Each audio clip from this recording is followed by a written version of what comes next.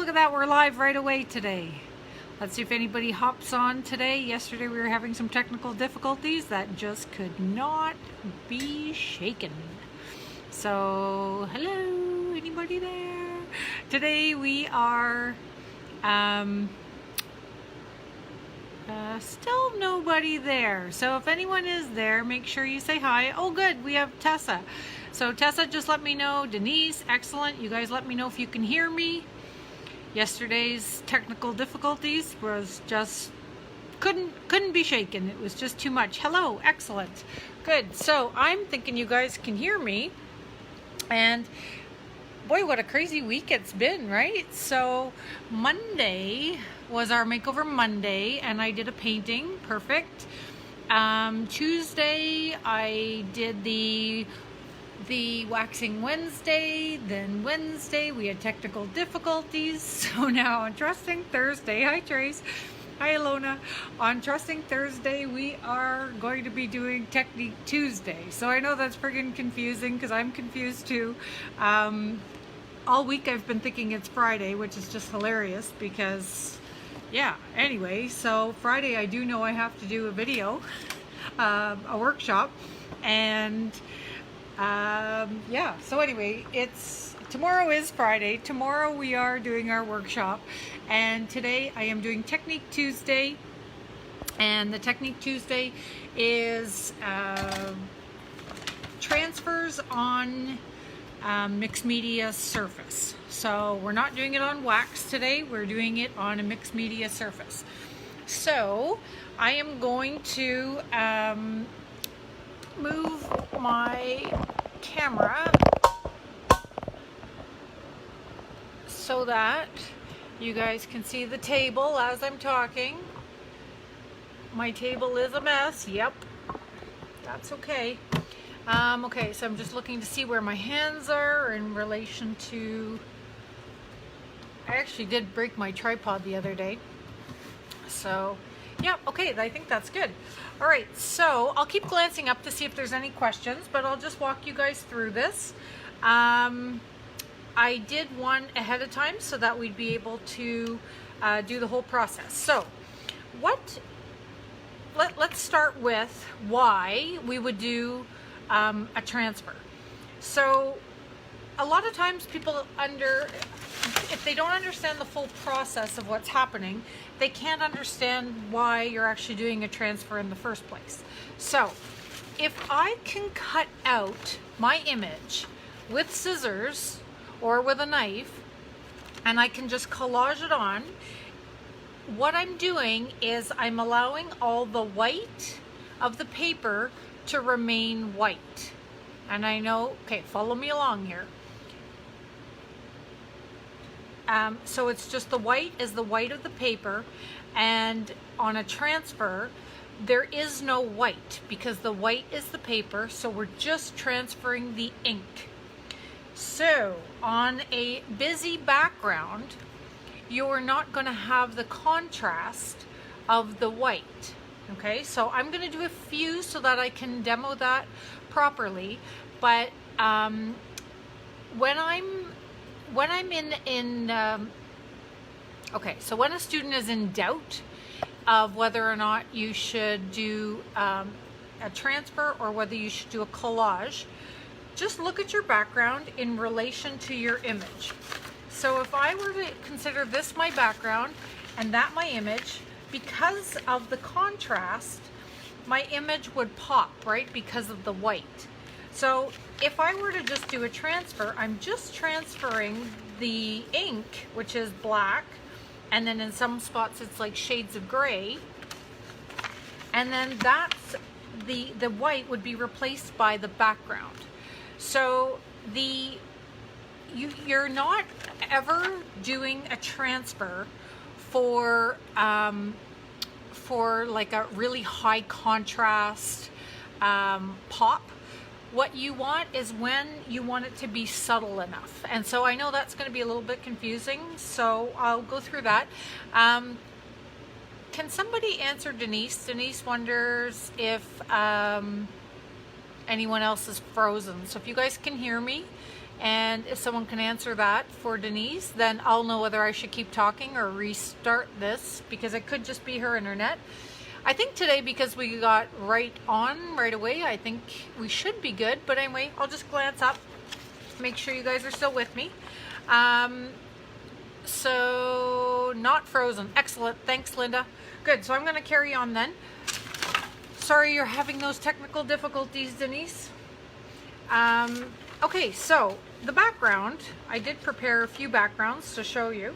So if your background is extremely busy and dark, this is not the place to do a transfer. You have to seat the image. So meaning that you have to give the background a bit of a calm area so that the image can be seen. All right, so that is really important, and I will demo that so that we understand how and when to do a transfer, not just the how, because the how is kind of like one portion of all this.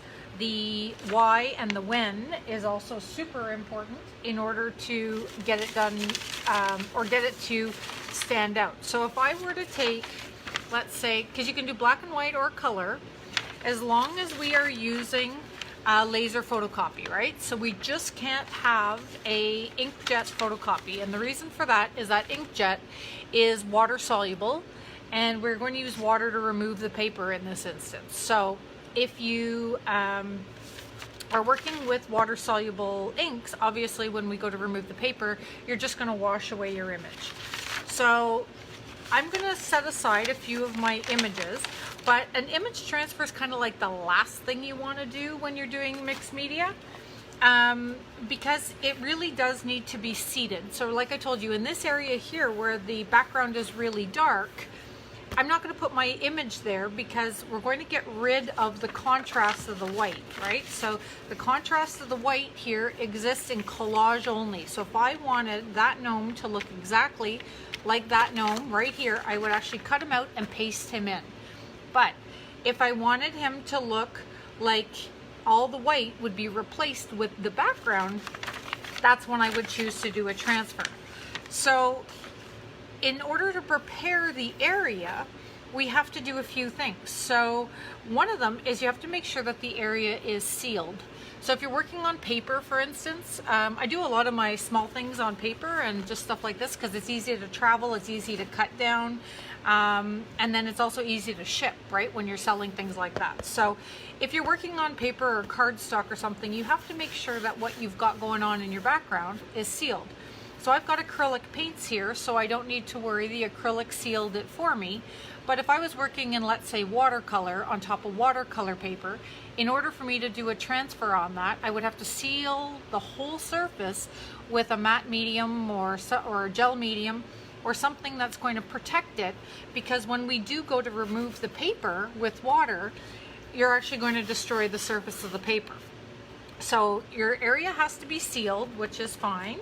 And then you have to dumb down or dull down or quiet some areas in your painting so that you have an area for a transfer. So on this board, which was all just these crazy colors because it was just a background, I collaged on a piece of disintegrating book paper, and then I rubbed in a little bit of metallic blue and some white. So I can still go and change those, but it just calms this whole area down a little bit so that when I put my image, whatever that may be here, this is what I'm going to get as a background, and then I can bring some of those bold colors back into the surface should I choose. So something like that, actually what I think we might do, because I think that would work really well. Yeah, why don't we do that? So I'll collage one on and I'll transfer one so that we'll have them side by side, and then that'll be a really good little tutorial for you guys. Just realized I forgot scissors. One sec. They are not far.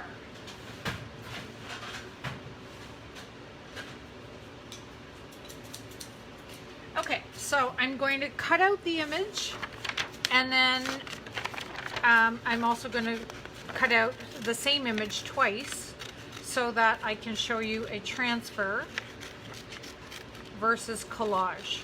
So it's a confusing concept if you're new to this, because it's really just a matter of understanding what's happening. So the ink, which is from a laser photocopy or a toner copy, is a non-water soluble ink. So it is printed onto paper, okay?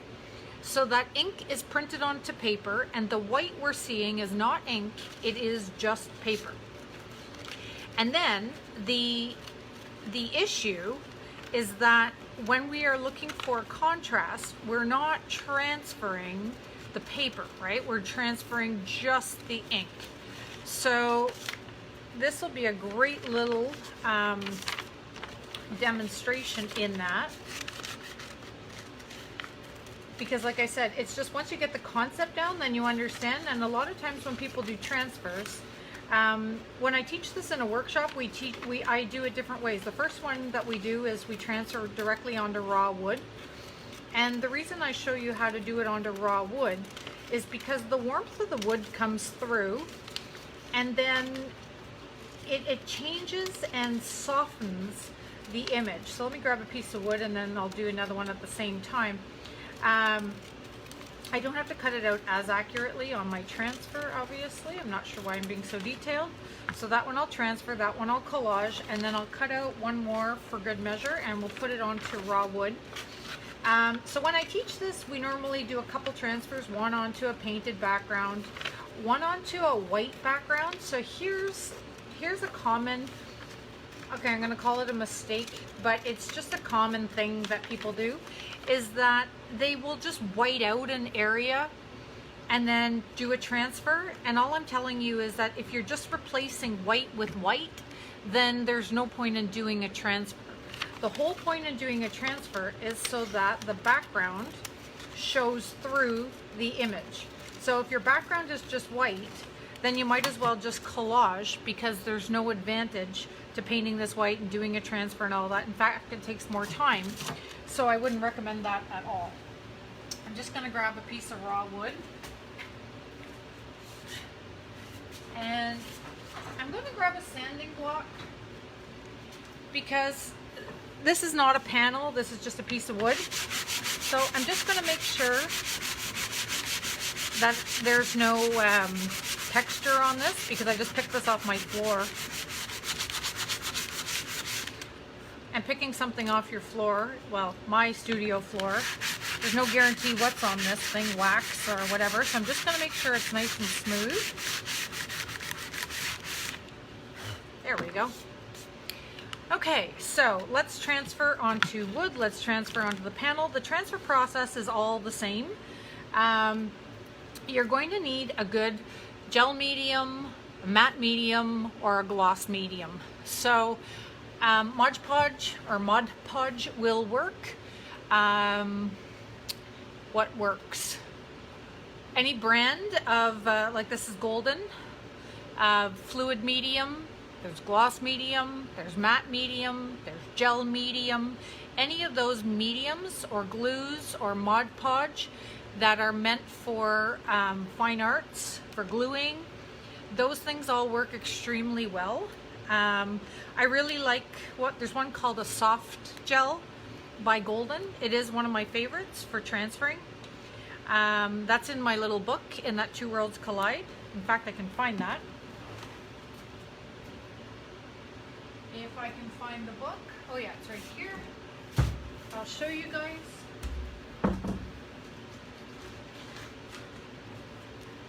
So in the book, which is just an addendum to the class, right? So very soon I'll have this class online. I just had it uploaded. Here we go. So any kind of a gel medium or something like that is fantastic for transferring. So that's what we want to look for. Wallpaper paste and non-acrylic based glues will not transfer. Okay, so I just need to tell you that, because what you're actually doing is you are transferring the ink onto the surface. So if you were to transfer that with a water-soluble glue. Follow me along here. If you're transferring it with a water-soluble glue, when we go to remove the paper, we are going to dissolve the glue, which is holding the ink in place.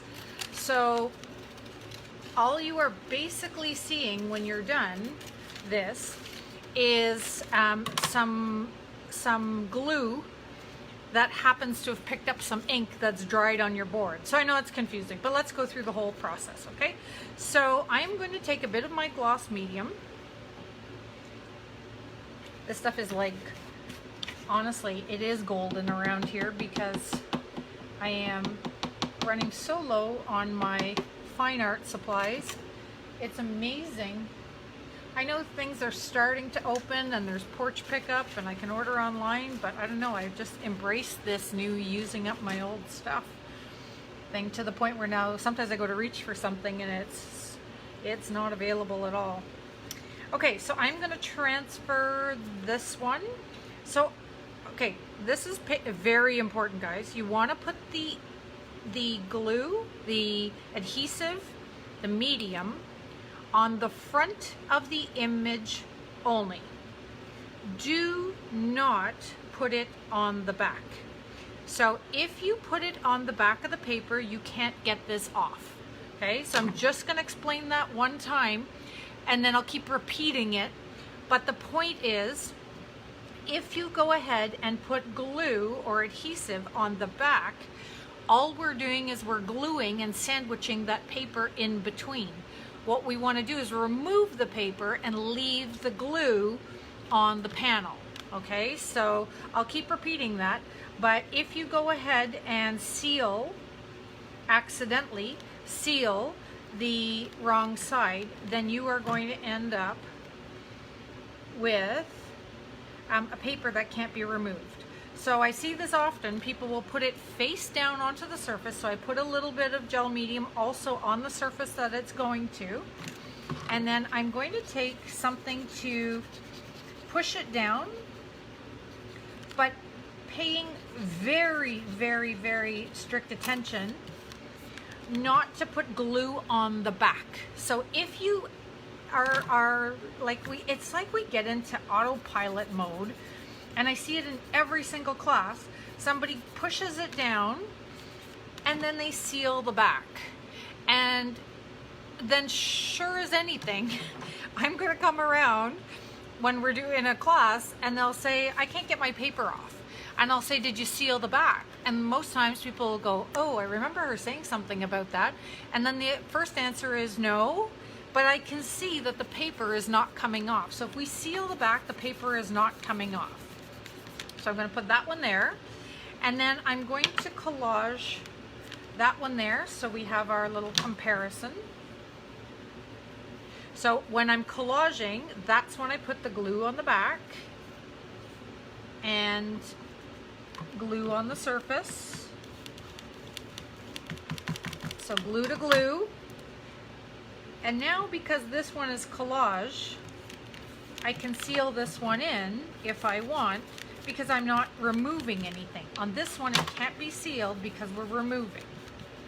So it's great to do a few of these for practice on your on some practice papers first. Like I've got these practice sheets or practice canvases or something, because you want to get your techniques down first before you go ahead and try like something that's really preciously you know, you're working on a great painting and then you end up with this terrible image or something because something's gone wrong. So just practice it, make notes. So when I am teaching you guys, let me grab one of my books. What I do is I have you make chipboard books, right? So this would be a moment where I would say to you, go to your chipboard book and find one of your pages and then do a transfer. So I think this one's mostly encaustic, so I don't really have an opportunity here to show you on here. But if you do have a chipboard book, this is a great opportunity to practice, because you can make a little collage. Actually, there's a collage here that I don't think has wax on it. So there's a collage here that could take a transfer. So yes, so maybe one day that's one thing we should do, is we should together is do some chipboard books, because these are great resources to have for your own. And anyone who is watching this who's taken a workshop with me, pull out your chipboard book, because you've probably ignored it for a long time. And this is invaluable to you because you get to make your own notes in your own book, right? So this would be a great resource at this time to hop to that. For the rest of you, try not to practice on a good piece first. Practice on something else to see what is going on with your technique. Okay, so I've got one transfer and I've got one collage. Now I'm going to do it on the paper to show you the same. So there's different dry times based on how dry or how wet the paper and the collage and all that. So this paper and this painting is really old, like it was done a long time ago. So I'm not concerned about the I'm not concerned about the dry time on this one. It shouldn't be too long. How long do you have to wait is really dependent upon when that glue is dry. So if you feel it, once you've transferred it on, if you feel it and it feels room temperature, and you've waited a little bit, it's probably dry enough. If it feels cold, that means that there's still moisture in it and you'll need to dry it up. So a hair dryer is fantastic. A heat gun can actually create too much heat and blister the glue. And if the glue blisters, then what happens is it's not holding on to the ink. So remember, we're transferring ink, right? So let me put a little bit of glue on this guy. So we're collaging him, so the glue goes on the back and the glue goes on the board.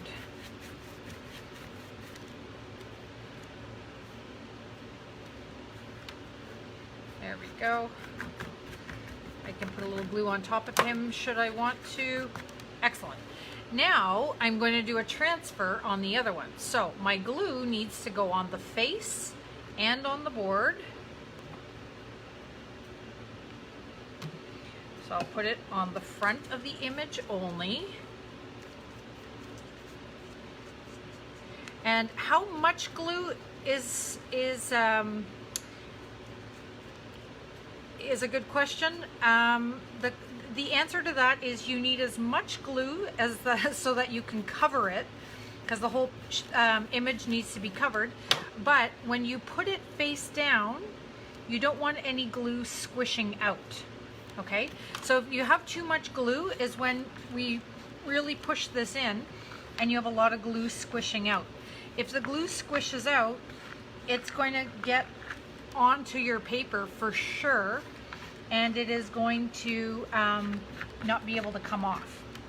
So once I get that on there, the first thing I tend to do is grab a baby wipe, if I have one, or a damp paper towel, and just push the image down lightly. But I want to make sure that there's no excess glue before it dries.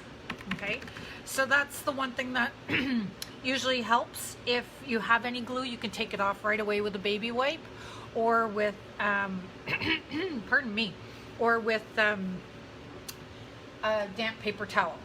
So those two things have to dry, but in order to get them to dry, I'm going to use my embossing gun. I'm going to speed this up a little bit, just so that the warmth can help these dry faster. I always find a hairdryer much more efficient because the temperature is much more regulated. So we'll put those aside for 1 second, and then we're going to do one more before we remove it. And this one is going to be on the same surface. It's just a piece of cardstock that I have painted. It's one of my background pieces that I work on, and I tamed it a little bit with some metallic paint and a bit of white paint. And so it's the whole thing isn't exactly like it's not too busy, but there's still a lot going on. So I can respond to a lot going on in this painting. But I wanted to show you a color piece because when I demo in black and white, it's for your benefit that you can actually see it on the screen. But people often wonder about color. And so what I want to show you is the color is much more subtle. Okay, so when we're working with black and white, we have a lot of contrast that we can pull from. But when we're working in color, like look at this frog, you can, if you're looking at the ink and not the white, you can see he's very yellow, right? Like he's very pale yellow, pale green, a little bit of gray in the belly, but the rest of him is like the paper is giving us the contrast. So if I wanted to use that frog, I would have to put him in a very super light area, like here, that doesn't have a lot of contrast. Otherwise, by the time I'm done, the whole thing is going to be lost. So let me choose,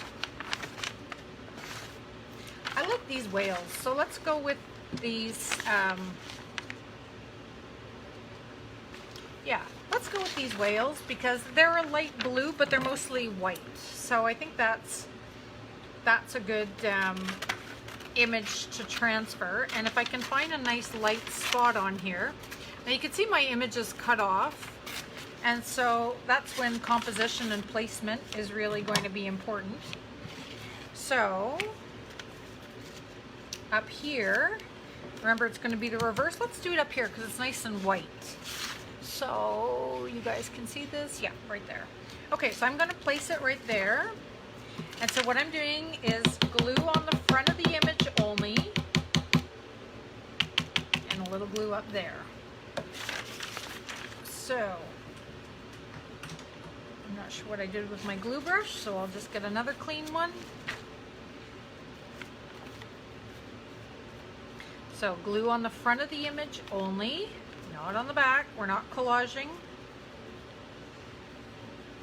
A nice even coat without too much excess because we don't want it to squish out. Then I don't know exactly where it's going on here because it's quite big. So I'm just going to give a nice generous amount and take that image right to the top because remember it got cut off. And I'm just going to push it down with my finger and not get any glue on the surface. And I know I sound like a broken record, but you will thank me when you go to do this and you're like, what did she say about that? But now if I'm repeating myself 1,000 times, you're not going to say that. You're going to say, now I appreciate the fact that sometimes she can be a broken record because you won't forget. So I'm wiping off any excess, right? Because I went a little wider with my baby wipe, being careful not to put it on the surface. I'm always flipping my baby wipe so that I don't have any glue going back on. And now the whole thing is pushed down and it can dry. Because of the surface area, this is going to take a little longer to dry. So I'm going to speed it up by warming up the panel.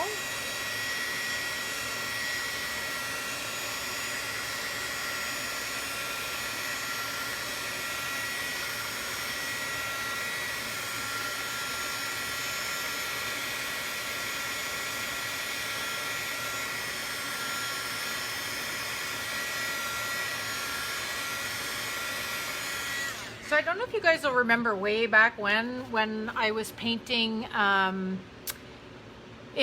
Open Studio, when I would say that a really good practice is to leave your painting wet. So when you're done for the day, you should do things that require dry time. If you have image transfers to do, a great thing to do is to put them on before you call it quits for the day. And then when you come back the next day, it will be perfectly dry. So the longer the dry time, the better the chances of a successful transfer go. Okay, so that is when I'm in a class, I generally do this first thing in the morning, and then we put them outside or we put them somewhere to dry, and then we don't start back at our transfers until first thing in the afternoon. So extra dry time is certainly rewarded. So I did this one earlier before you guys came. I'm not sure if you guys recognize this panel. but a few weeks ago I was working on backgrounds on paper, right? And then that was when we were in the store and I was showing you what to do when you're on the go.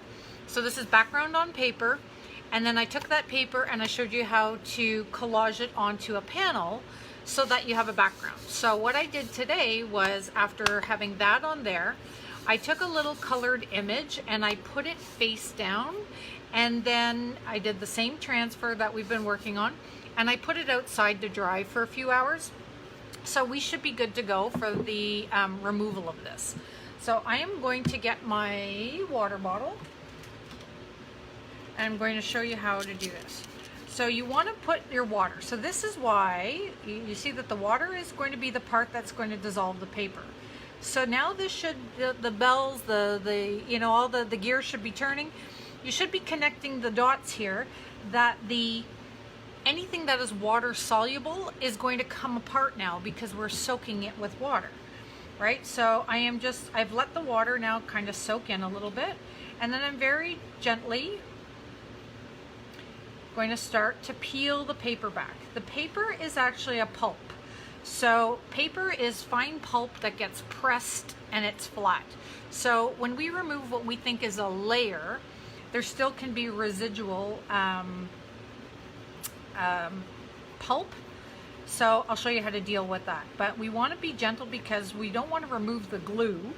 We just want to remove the first layer of paper. So this is the first layer. It's coming off nicely. If you have an area that's super, super white, it just means that I got a little bit of the moisture that came up through the paper. And so because it's kind of an island and it's really small, I can actually remove it just by going against the grain and sideways and gently removing it. If you've accidentally sealed it, then it's impossible to get the water to go underneath, and that's why sealing the back is so detrimental to a transfer process. So I couldn't even remember what the image was. This is a peacock, and I could have just put him in the middle of this light background because the background is light enough, but I wanted there to be a bit of fun, a bit of contrast showing. So I went ahead and collaged on another little piece of book page just for something a little more interesting, because now, like, I have very few things I would want to do to this painting probably before calling it a day, because it's got a lot of interesting little things going on. And if I look at composition, these are a little competitive right now, but maybe once I integrate them and work on that, there's not a lot left to do. So like I said, image transfer is kind of one of those things that you don't want to do too early when you're incorporating it within a painting. So when you're incorporating it within a painting, it's kind of like a last thing. So even though my paper came off, this is the part that you have to trust me on, is that you have to keep rubbing as it's drying, because there is more pulp and more pulp and more pulp until you no longer have pulp coming off on your fingers. So what you want to be careful of is not to keep adding more water, because eventually you'll dissolve that glue. No glue is that permanent unless you've let it set forever, that you can just keep throwing moisture at it. So threw moisture at it once, and I've rubbed off all the pulp. It's nice and smooth. There's nothing more coming off. And so that is an image transfer. So what you'll notice about this is it looks like this peacock was actually printed right into the painting. So that is what we're going for, right? There's no edges, there's no paper, there's nothing. But the reason it integrates so softly and so nice is because it's just ink printed onto that background. So that warmth of that paper is coming through. If we had just collaged that on, then we would have the harshness of that white paper coming through, and then we would have to soften it somehow. So that is a color transfer onto a mixed media background. Now let's look at some of our other samples, and hopefully they're dry.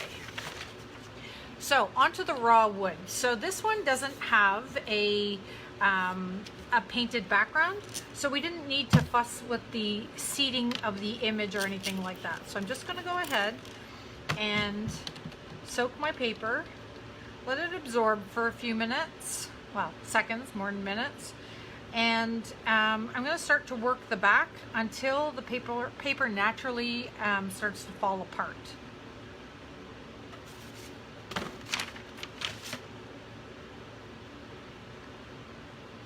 There we go, it's starting to roll.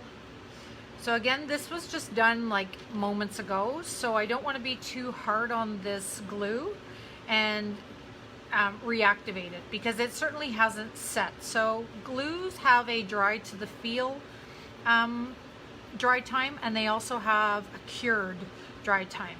So obviously a cured glue is going to be much happier than a dry to the touch glue,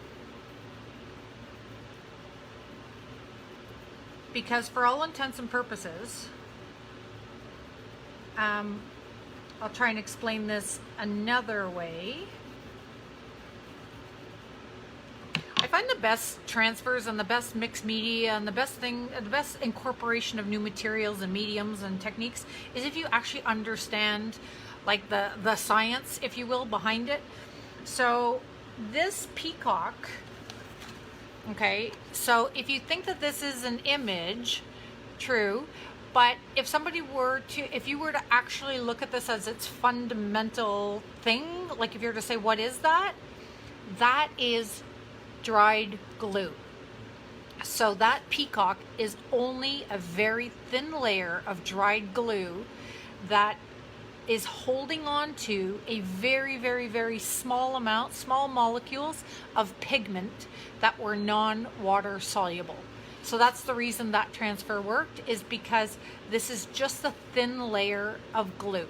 So you can imagine that if the glue or the medium that you're using has had time to cure, then it's not going to reactivate with water and come off. So the ones that I just did are a little more fragile because our glue is subject to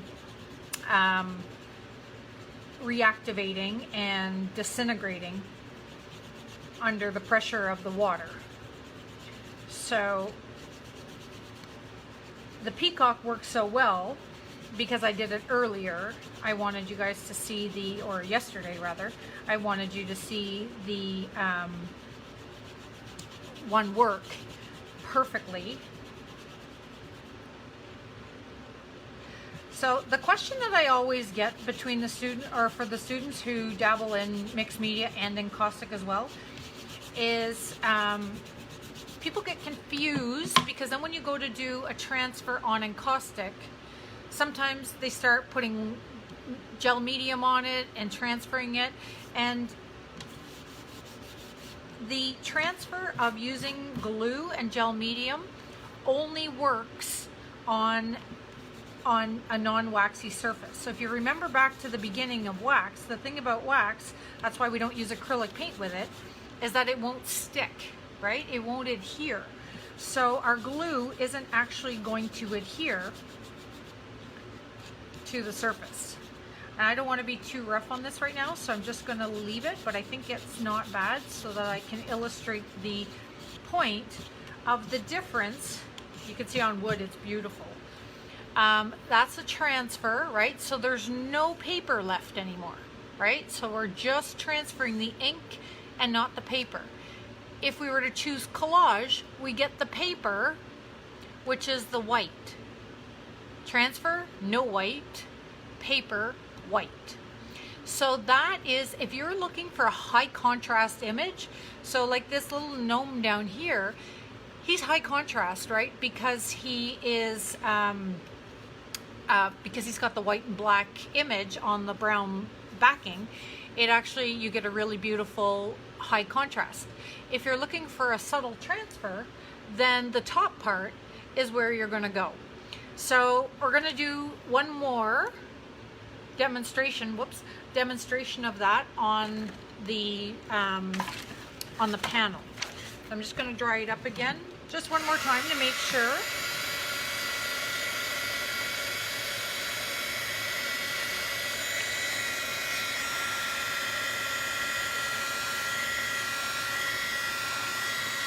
Adding a bit of heat really helps.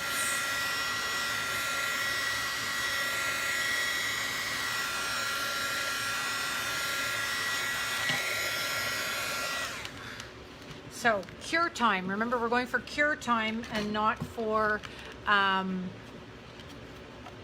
make sure I'm in the right spot so you guys can see me good. We're going for cure time and not for dry to the touch time. A lot of times we will think that something, oh yeah, it feels dry, but the glue actually hasn't had time to cure because it hasn't been sitting there long enough. So that's why I'm trying to be super delicate with it so that I don't end up with taking it off. So on this one, we're gonna have a nice little, I think I have an air bubble there, but anyway, I'll deal with that after. On this one, this is on paper. So paper on paper, remember that I risk damaging the paper behind as well. So I've sealed it with a little bit of gel medium first, but I'm gonna be super gentle with it because if I just let a whole pile of water just sit there and disintegrate the paper, it's also going to affect all the paper behind it and also around it. So I'm just trying to very gently remove the paper that is actually right on top of this gnome. And then what I'm going to do is I'm going to blot it with a paper towel so that the rest of the pulp can just be removed with friction rather than more water, because on glue that isn't cured, right, we risk a lot of damage to our painting if the glue hasn't cured yet, because remember we're transferring an image, but the end result is glue. Your image is not collaged on. It is just a thin layer of glue that is holding on to enough pigment to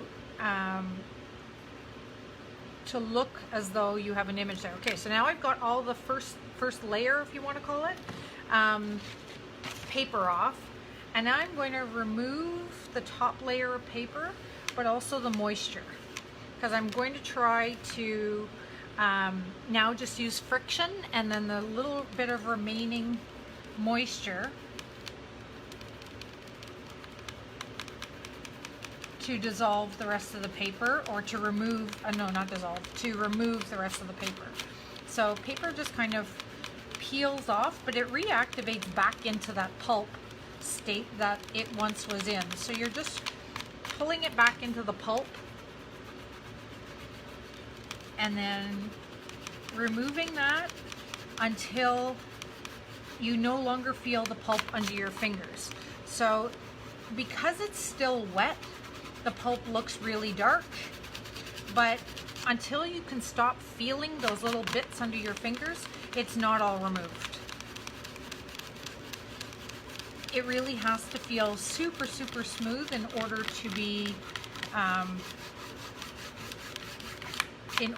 fully removed. Because remember, it's just a very fine layer of glue that is dried on there. So if the glue is still holding on to bits of paper, when it dries, it's going to look like paper. It's going to be white and fuzzy looking. It's not going to be crisp and dark. Okay, so this is a fantastic side-by-side demonstration of when to use collage versus when to use image transfer. So this guy, because he's in the white and black, he's super high contrast. And then this guy beside, because he's transferred, and you see the text through him, and then the color through his boots and all that stuff. Look at it in the hat, you see the text. We're seeing the background through it, so that would be a great choice if you want something a little more soft and integrated. Whereas this, with the white, you've got super high contrast. And Ilona if I can draw your attention to what you just most brilliantly demonstrated for everybody, even though it wasn't a transfer. It's in the painting where you struggled with that woman, you just posted it, where you struggled with that woman who was, no matter how you tried to incorporate her and to seat her into your painting, she always looked out of place. And then when you finally said, the heck with it, she's gone, she's caused me enough consternation here, out you go, you booted her to the curb, which was brilliant because the image you replaced her with is like, if you guys look at it, it's like full headdress, Native American, it's beautiful, but the color similarities in the image you chose with your background, it's like those two, it was a marriage made in heaven. It's like that the painting was just waiting for you to take out that woman and to put in the right image. So I can't thank you enough for demonstrating that for me, because I couldn't have done a better job myself of illustrating how, two things. One, how we need to just get rid of things that are causing us a lot of problems. The reason they're causing us so many problems is because it's not right. There's something not right about it. And if you just torture yourself and just keep going over and over and over, then you are creating your own insanity, right? Because you're never going to find that right combination of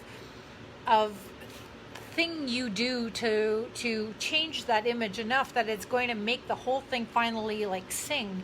But your new painting, your new image with that background, whatever you do now to incorporate them, I wouldn't do too much more, because it was like it was meant to be. I mean, only you will know how much you want to integrate them, but the truth is, like, they are so beautiful together. It's like that piece was just waiting to happen. So that's the first point I wanted to make, as a point, I suppose, is that yesterday when I posted how brave some of you are really being with your pieces, that's what this is all about, in my opinion, right? So in my opinion, we have to be willing to toss out the stuff that isn't working in order to find the beauty in the potential, right? So we can't find that potential unless we just go, okay, you've caused me enough grief, moving on.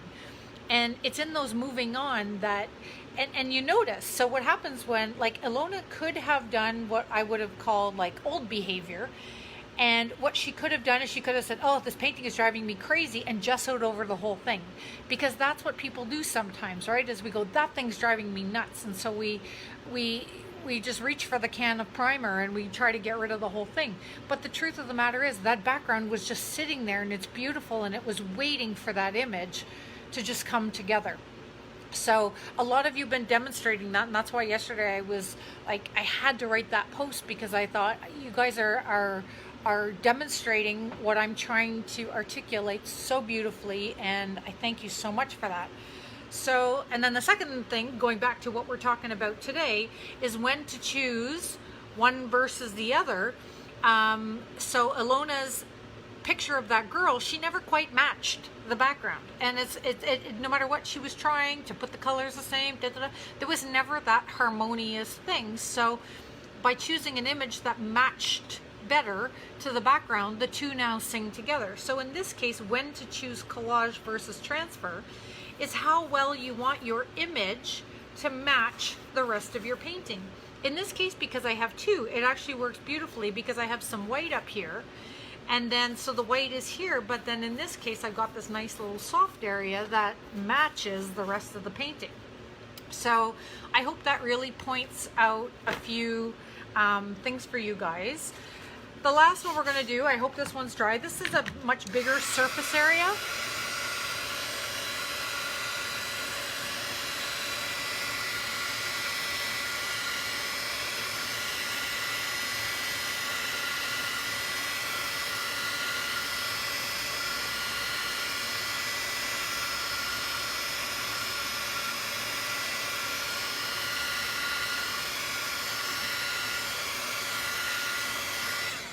Okay, because this one is a larger surface area, it's going to take more time to dry, right? More glue, more dry time, it all makes sense. So I'm going to spray it with some water again, trying to localize it to this area only so I don't destroy the rest. But at the same time, our image right? The image that we chose for this one is very similar to the background. So you're going to see with the high contrast, you're going to see pop, right? We see pop right away because it's a black and white image. This image is color, but in contrast to the background, it's still popping because of how dark it is. So this whale is mostly white with a little bit of light blue. So the reason I chose it was to show you that if seated in the right situation in your painting, you should be able to see the image. If your image gets lost, it's because you didn't provide enough contrast for the color, for the ink that was actually in your image. So you do really have to look at your images and try to imagine what would this look like without the white. And then, so this whale, this big whale, is mostly just white paper. So when I remove all that, I'm going to be relying on the fact that I put it in a nice calm area that you should have enough to see. And then I'll show you how you can adjust afterwards, not so that it looks like a collage, but so that you can integrate the two a little bit better. And then there's some other little like dolphins that are swimming around, and I'm not sure if they were all part of the same image or not, but I just included them for a bit of context. Now, I'm going to say something here which I could regret because this may be very confusing, but if you are preparing your panels as a mixed media panel that is going to be encaustic ready, okay, yes, we've used glue. So I'm just going to go with that and tell you, yes, we've used glue. Can you put wax on top? Technically, no. How do we prepare our images better? That's in my book as well. So if you have my book, go back to that. That'll show you. But now I've lost my book. Here it is. So you want to, after you've removed the image, this is what I call getting ready for transitioning. You're going to want to use the Liquitex clear gesso, and you're going to want to seal that area. So what that's doing is it's clear enough that it is going to, you're still going to see your image exactly as it was, but you're also going to be preparing the toothiness of the surface so that it can take the wax. So if your panel is huge and you do this big transfer, then what you've done is you've covered the whole surface in glue, right? Remember, your transfer is not paper, your transfer is glue. So I personally wouldn't go ahead and seal that with regular old encaustic. You can use more flexible waxes and stuff like that, but that's a whole separate lesson. Just general encaustic, I wouldn't trust a little bit, or I wouldn't trust your thin little layer of Liquitex clear gesso to provide enough tooth to hold on to that wax forever. So like I said, I may regret have opened up that can of worms, but for those of you who are getting ready to put wax on your transfers that are under the wax, just do me a favor and seal them up with a little Liquitex clear gesso, and I know that you'll have a good result, and that later on, I'm talking about years down the road, when you drop that painting or you sell that painting or something happens, you're not going to see the brittle wax, because that's what the Damar resin does, right? It stabilizes and solidifies that wax, so it's no longer pliable and flexible. And that's why I'm saying you can have different recipes of medium depending on what it is you're working with. But if you're just working with regular old encaustic, Damar and beeswax, it will be too brittle just to sit on top of glue forever. So I always suggest just a tiny little bit of clear gesso gives you enough toothy background. There we go. Enough toothy background that we can incorporate that and have a stable wax surface on it. So you can see now from far away it's a little hard to see up close. We definitely have, you know, that we can see that whale there. But if I want to make this look a little more integrated and less collagey, I'll use my, probably my what do you call these things? Yeah, right, neo colors.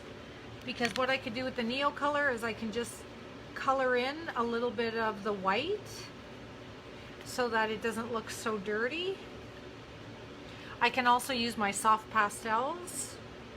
I can also use really thin down paint with a bit of water and just enhance or reduce some of the coloring. So that all I did was I just colored the white a little bit more so it doesn't look like there's anything wrong with it. I'm just gonna add a little white to the tail. So this is your prerogative at this point, right? Is that you can play with these things and adjust them a little more, but it still looks like a transfer. If I wanted to enhance the blue, let me see if I can grab a crayon or something, or just some paint, whatever I find first. Okay, here's a soft pastel. So you'll see up here, this little fin just kind of ends, and then also the top just kind of ends. So I'm just going to blend that in, a little soft pastel. And then the fin, I'm just going to soft pastel it out. And then I find that the tail doesn't look, it looks like there's two separate parts of the tail, so I'm just going to make a thin little line that will hopefully give a bit of context. And then I'll use a brush, a little damp brush, and soften that a little bit. I think my finger might be a bit too fat, but essentially the soft pastels, right, and the neo color will behave like a watercolor. So if you see that, I'm just using a tiny bit of a damp brush to turn this into more of a soft watercolor as opposed to a strong outline. And that might just be enough contrast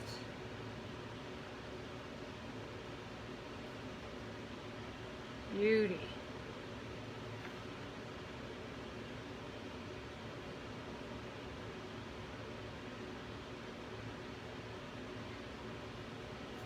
Now I'm gonna get carried away here.